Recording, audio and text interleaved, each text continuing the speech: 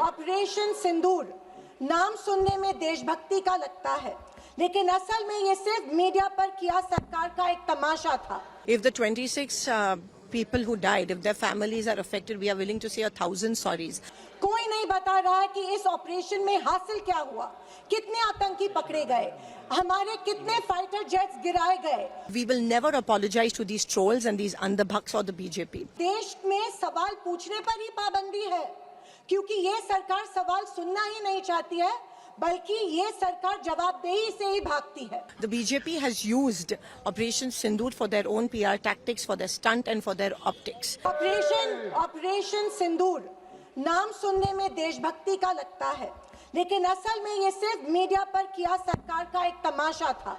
कोई नहीं बता रहा है कि इस ऑपरेशन में हासिल क्या हुआ, कितने आतंकी पकड़े गए, हमारे कितने फाइटर जेट्स गिराए गए, कौन जिम्मेदार है, कौन किसकी गलती है, इसका हिसाब देने का दायित्व इस सरकार का है।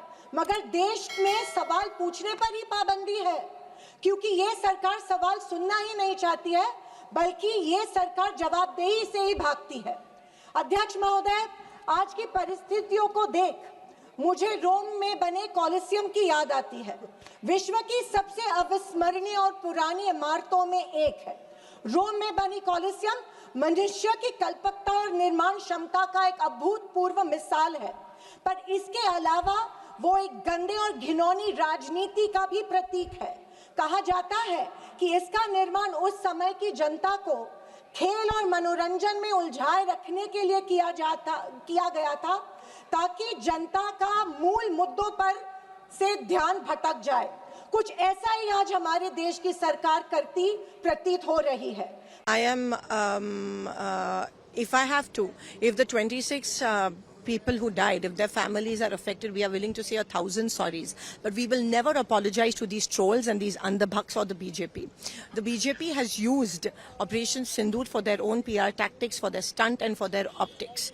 And this is the stand we maintain even till today. And they have made a mockery of this. People who have insulted soldiers and equated them to and said that koi vyapari unse zyada khatra mol leta hai. They should not give us lessons on patriotism and deshbhakti.